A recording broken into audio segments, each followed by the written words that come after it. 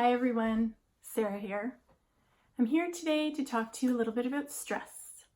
How stress appears in your life, how it manifests, and different ways to manage it. First, I'll tell you a little bit about myself. My name is Sara Murphy. I am a teacher of meditation and vibration. I am a spiritual intuitive guide. I am a Reiki healing practitioner. And I am here to bring you some tools and some guidance to help you heal different aspects and areas in your life.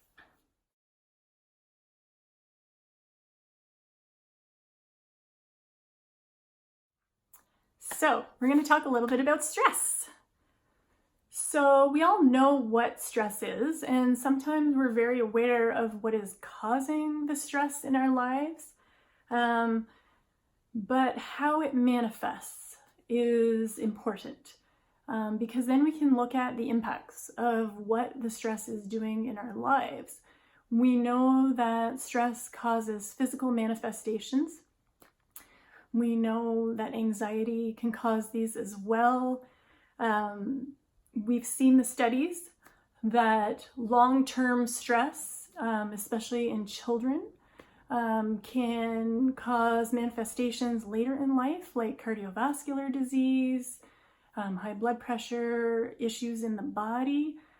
Studies have shown this, elevated cortisol. So when we're stressed, our cortisol levels go up. And if we can alleviate that stress, and even if it's a healthy stress, alleviate it and we're good. But if those stress levels remain elevated for long term, for an extended period of time, it's not good for the body. It can manifest as physical symptoms, high blood pressure, cardiovascular disease, and can make us susceptible. It can suppress our immune system and make us susceptible to illness. So it is really important for us to learn how to manage our stress.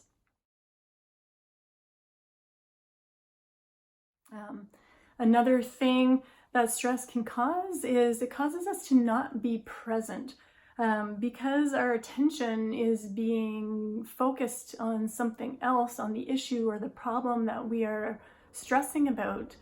We're pulling our attention away from other areas in our life. And what can happen when you're not present or focused, you're not grounded. So you are not interacting with others in a mindful way.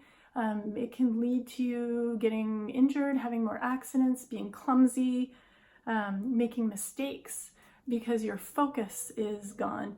And it can lead to fatigue and irritability, apathy, depression. It can lead to a lack of joy in your life. All of these reasons we want to manage our stress. We know there's always going to be stress, always.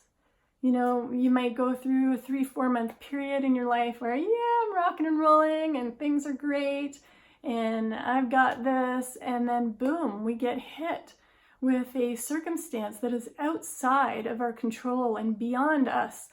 And it is how we manage that stress. It is a perspective, our perspective that we take on this stress and how we deal with it is going to impact what kind of effects it has in our life and on those around us. So when I'm talking about not being present and not being focused and grounded and giving your energy away to the situation, we all have a certain amount of energy dollars. I've stolen this from other people, but we call them energy dollars. And let's say you start out with 100 energy dollars in the morning, and that's all you have to give away to your job, your spouse, your children, your pets, your parents, if you're in the sandwich generation and you're looking after children and parents, and you only have so many energy dollars to give away. Now, if you're giving 50% of your energy dollars away to this stressful situation, you only have $50 left to give to yourself, to your spouse, to your children, to your family. And you can't pour from an empty cup, and you end up giving everyone less than your full present self. So we have to be aware of this energy that we're giving away to stress, and be aware of that energy and pull it back to ourselves.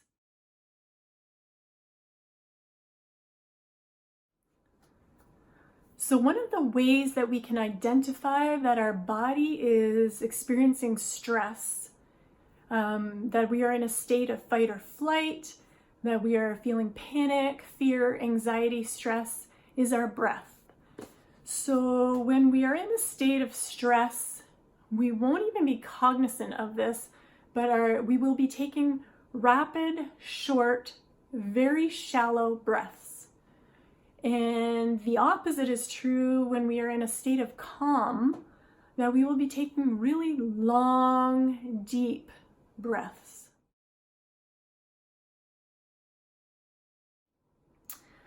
This is where guided meditation, mindful breathing comes into play, and teaching us how to stop and slow our breathing, become aware of our breath, become aware of our body and what it is telling us, what we are feeling, and accepting that in a loving way.